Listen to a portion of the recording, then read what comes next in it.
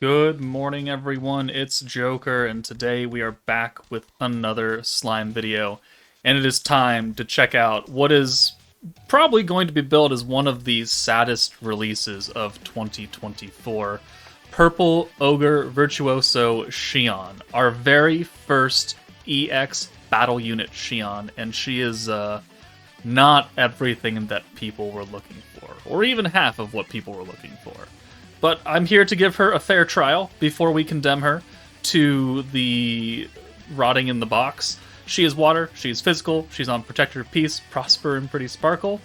She uses a water fist, she's attack growth, she is a single target physical alter, she's the single target DPS of the Protectors of Peace meta. Her first skill lowers ult resistance for all enemies by 100%. Very hefty debuff right there. It also has the effect of giving her a stacking water attack buff. So it starts at 10%, and then every time you use any skill up until turn 8, she gets an extra 5%, which caps out at 70. So in total, you can have a 100% ult resistance down and a 70% water buff. This is going alongside the 170 buffs that we've been seeing consistently across the previous few metas. Commander Shizu, Ogre's Pride Soe, they all have combinations of buffs that add up to 170% total.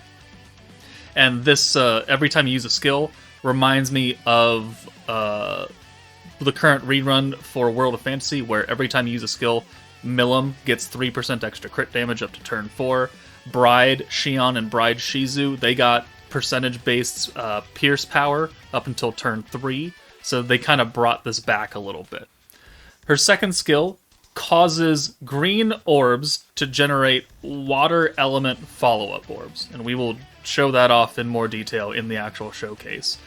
It does not include ults, though. Normally, we get these from protection characters, and it also gives a 20% damage scaling to ult orbs.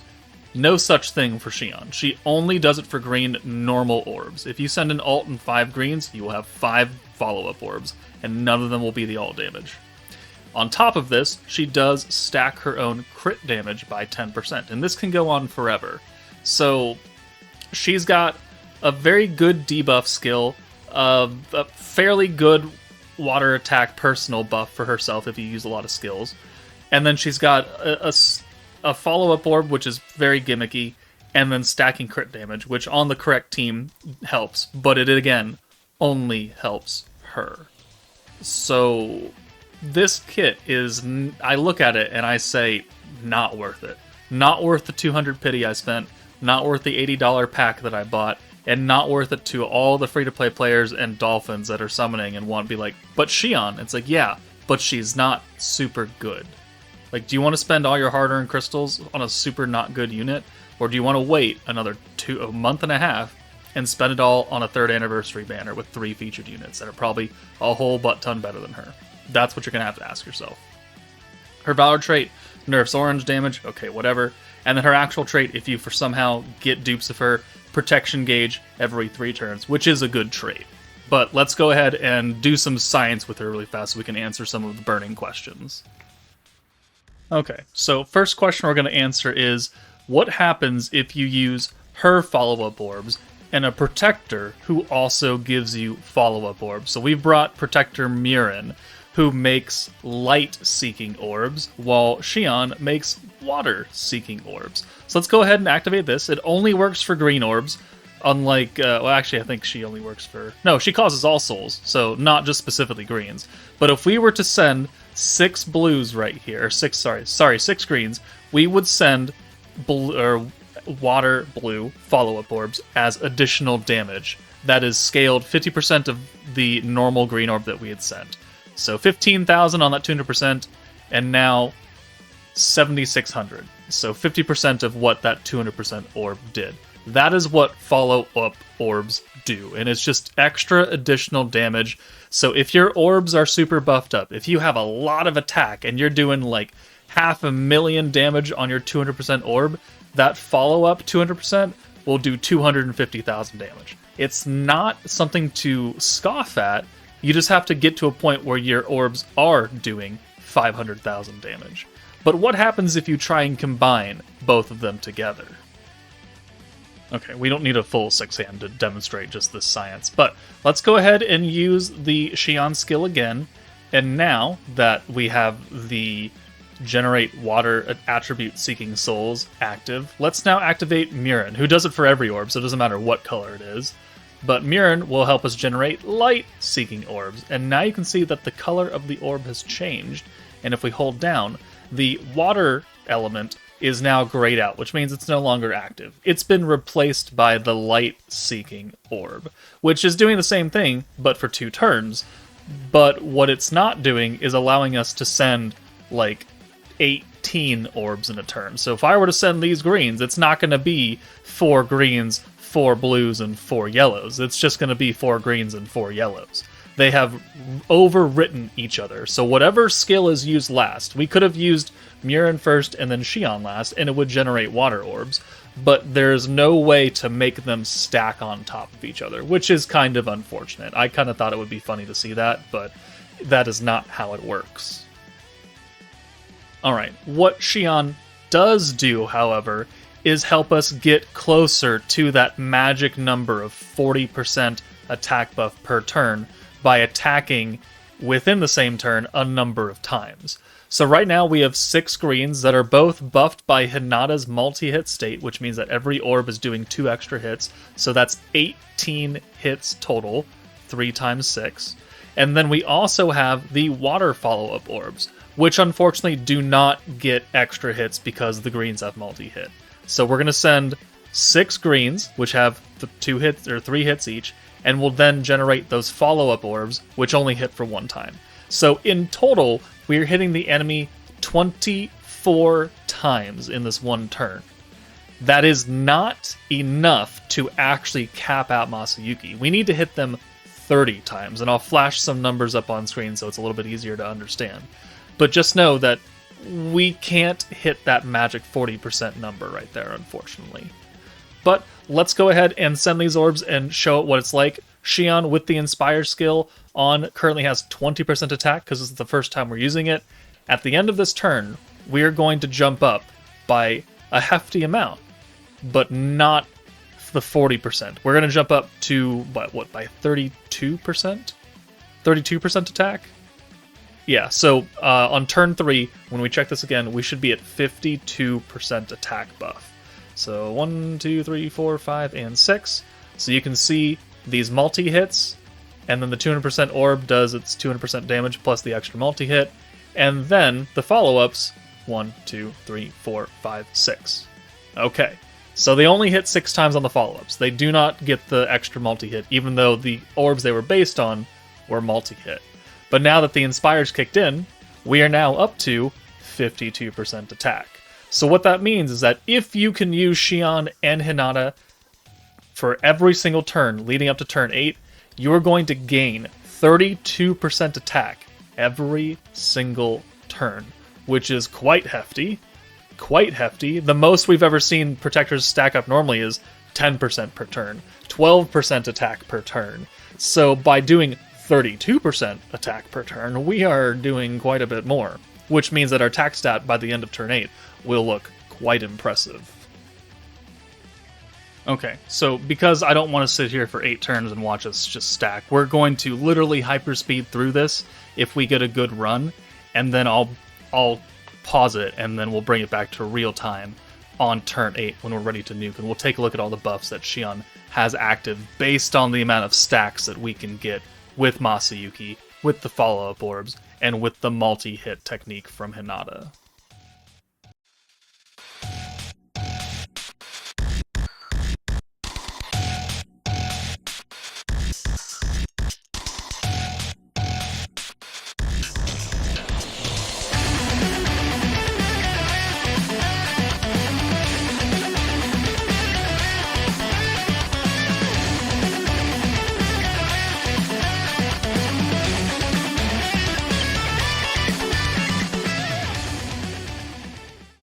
Okay, now that we've made it through all 8 turns while having the maximum amount of attack stacks that we can get out of Masayuki, let's check out what Shion's currently sitting at for attack.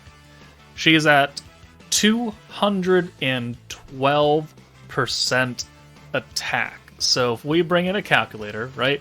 So we started, so 212 minus 20%, we've gained 192% attack from stacking with Masayuki, having the multi-hit, and having the follow-up orbs.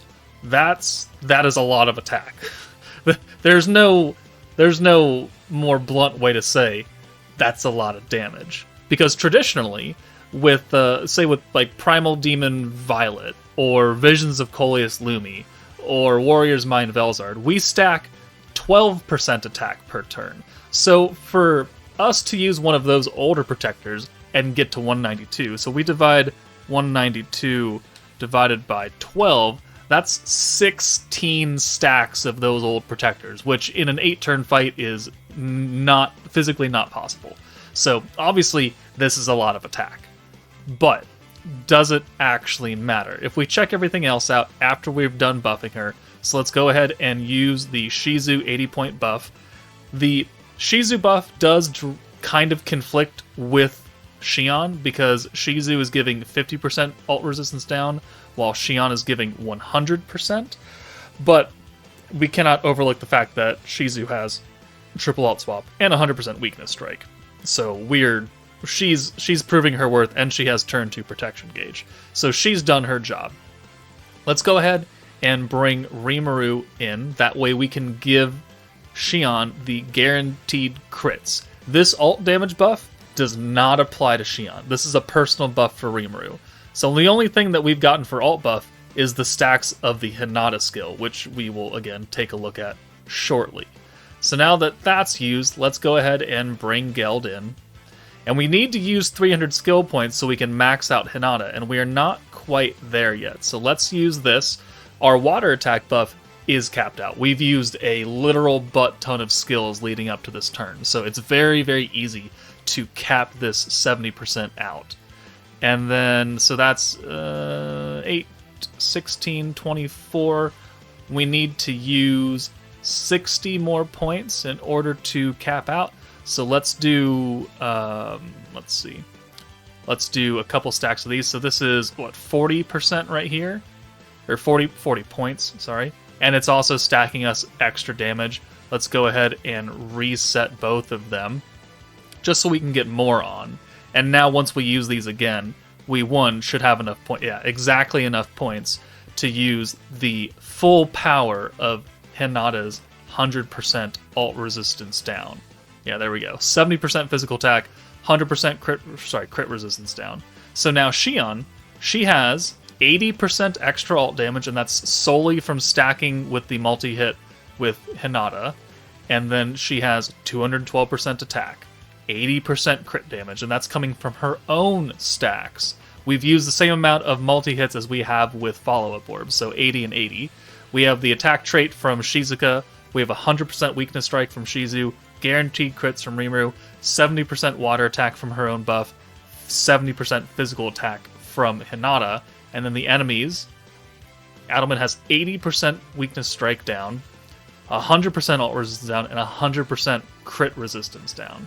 So Shion should hit like a truck, but because she's not getting that 150% ult damage that Rimuru's giving himself, she should hit a lot harder, to be perfectly honest. So how much health does Adelman have? 676? Okay, let's see how much a normal orb does against him. Hopefully it doesn't kill him. Well, let's send it against Mirren, actually. Let's do that. Hold on. Mirren, and then we'll send the single target all against Adelman. I turned the animations on, right? I think I literally just did that, yeah. Okay, so let's see how much a normal orb for Shion does against someone who doesn't have that extra 80% down. And then we'll see how much her single target ult does against someone who does have that 80% down. 517,000 damage, which means that against Adelman, that actually probably would have just straight up killed him. That would have probably done 600,000 something and change, and he would have just died. So it's a good thing we sent that against Mirren. That's a lot of damage on that orb, and the follow-up orb would do a lot too. So her ult does 17 million damage. She does have a few enchantments. I think it's like 18% crit damage on it, so that's decent. The Hinata ult, and we're not really here for it, but she is certainly buffed up. so we'll see it anyways. 17 million damage is fairly good. It just, I feel like it should be higher. And not only did 4 million, and then that follow-up orb, which is doing half the damage of the Shion orb, 257k, and now Miran's almost dead. So, I mean, yes, it does work, but in order to get Shion to that level, you need Masayuki, you need Hinata, you need Shion herself, you need Geld, who's the free-to-play character. Rimuru is actually doing the least for Shion. All he's doing is giving us an orb change, which technically does help, but also just guaranteed crits, which there are a number of other units that can give Shion guaranteed crits. That's the only real big-time benefit that Rimuru is giving to the Shion, which is kind of unfortunate. Okay, next, we're going to put her on a World of Fantasy quote-unquote team. She is physical, which means Frey will give her guaranteed crits, which means that we will benefit from her small amounts of crit damage. This is a burst team, though, so we are neither going to max out her crit damage or her water attack, but we can at least give her a little bit. Guaranteed crits here, ult damage, the physical buff, and then if we have enough points, if we can get her ult early, then we can use her own big-time buff, maybe alongside the Benimaru. We'll have to store something, though, probably. Well, we'll actually probably have to store the Benimaru buff, because it's 40%.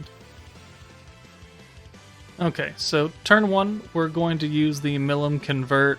I have it set up for skill points for turn 1, but I'm not using Isis anymore. I brought Veldora, so I guess I don't need to do that, but it is what it is. We'll go ahead and send these orbs. We'll do good damage because we are still type advantage and we're super weak point, and we'll get the guaranteed crits every single time that we can use Frey. I do want a lot of orbs for her, though. That is not a lot of orbs for Shion. Okay. But I have protection gauge or alt gauge on greens for Frey's charm. And if we couple that alongside the 70% green buff, that means that if we were to get a lot of Shion orbs, we would get quite a lot of gauge right there. So let's swap out Benimaru, and we'll just do this. We can do the follow-up orbs, and we can get some extra crit damage out of it, because these are going to be greens, so we will see a little bit of the benefit here. It's going to be very, very specific, though. Like, if you're not running her on a green team, that skill is only there for personal crit damage, and it's not a lot, because if you're not on a team that allows you to use a number of skills every single turn and it resets you, there's going to come a point where this skill becomes much too expensive. So you're only going to see 3 or 4 stacks out of it, realistically. And I wouldn't really call that super great. Okay, we're getting 1 Shion Orb. We'll be right back. Okay, we actually have some Shion Orbs, finally. So, green buff, the follow-ups with the extra crit damage. Benimaru is dying, so he will need to go away. But we've brought, actually, the hero in. I've made a few changes to the team, because obviously trying to get multiple orbs for Shion has not been working out very well. So we're going to need to leave her up for another turn. So we need an alt swapper. So we'll just send Veldora away next turn and we'll alt swap Shion out. And this will help us kind of get where we need to be. And then I guess we can use the Benimaru buff on her and then send her. And then, oh, well. And this will be kind of weird. Maybe we won't get all the buffs. But hopefully she lives. Okay, hold on. Milim in. And then alt swap away. Boom. We can do another stack of the crit damage because we have the points for it, so why wouldn't we? And then this will get us the alt. Hopefully she doesn't die, and if she does die, I will be very, very sad. But we're going to take a hit because he only hits the lowest HP unit. And so if he hits and then we die from the burn, it's going to be a sad day indeed. Alright, please don't kill me. Please don't kill me. Please don't kill me. Please don't kill me. Up to 19.5 with the extra crit damage and everything. That's nice. Don't kill her. Don't kill her. Oh, thank God. Okay, we're safe. We're safe. We have 140 points to use, which means we can use the Benimaru buff, which will be fairly helpful. So, or well, do we have enough? I mean, we technically do have enough to use the alt damage. Ooh. Alt damage. I think I think we do the alt damage, actually. Or... yeah, let's do the alt damage. Because we're doing alt resistance down. It'll scale better that way. Alright, so guaranteed crits now. And we now have 40% water attack because we've used some skills leading up to this. We could have done more and gotten this water attack a little bit higher. Not really that big of a deal. We have the EX alt. We have the 100% alt resistance down. And we've gotten a little bit of the extra crit damage on her as well. It's like 20%. Yeah, 20%, because he's only used it twice. But let's see how much damage Shion actually does against this Jinfreet. 356 is actually a lot lower than what I was thinking we were going to do.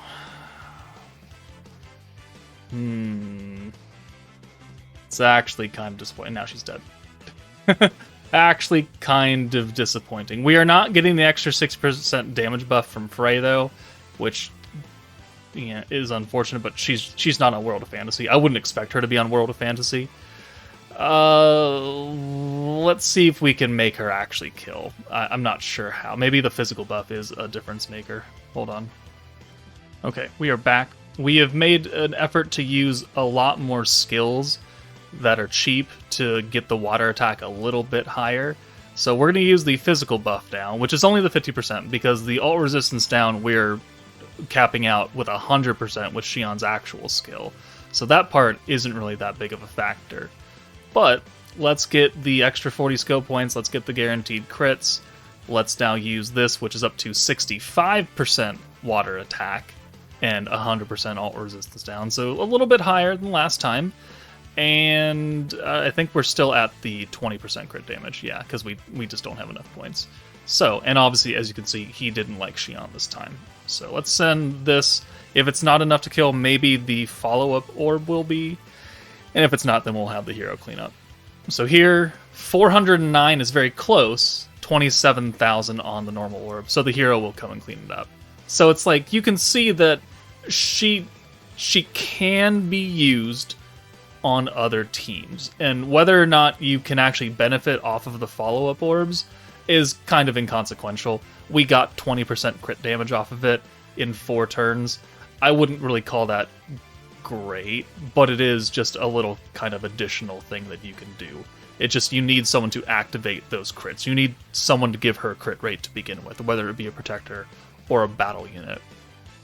But I think we're going to stop it there. I don't want this video to go too long. We're going to be using her, obviously, throughout other videos as well. But, you know, if she's not on a skill resetting team that allows you to use a whole butt ton of skills every single time, it's going to be kind of not in her best interest. Because those teams are only a blue stacking team, and the Masayuki is using multiple skills in a single turn. And one of those teams is blue, which means that this water-seeking soul, you'll never see it. And I don't know how beneficial it is to bring her on any other team. Water attack is cool. It's capped at 70. There's not too much of a difference between, like, Water Hinata or even the water version of Shion, who, you know, can give this Shion guaranteed crits, but the water attack, like, unless you're not capping this out or going up to 50%, the water Shion's buff is, it's okay. There are ways to make Shion look good, but they take a whole butt ton of effort. She is not like a drag and drop kind of support character where you put her on a team and all of a sudden the team looks really great. No. You have to build a very, very specific team to make Shion look good. And I mean very specific. To the point where it's not really that beneficial to you to summon for all these very specific characters. When the 3rd anniversary is coming up, you might be free to play and you don't have a lot of crystals to begin with. And I would not consider the Shion worthy of your free to play crystals. Or trying to find ways to buff her up to reach her true maximum potential, which, I mean, looks good. 17 million is a lot of damage. No event in the game has 17 million HP. but it took some effort to get there, and it takes some units to get there. So, best case scenario is you wait for her to return on a future banner where she's the side featured character, and you're more worried about the other characters on the banner, and you happily pull her, and you're like, oh, okay. And then you test her out, and you realize that she's not that great, and then she sits in your box forever and gathers dust. It's probably what's going to happen. But, let me know what you guys think of this Shion. I know a lot of people are disappointed. If there is one bright spot you can think of for this Shion, let me know in the comments. But that's it from me. Take it easy, guys, and I'll see you all later.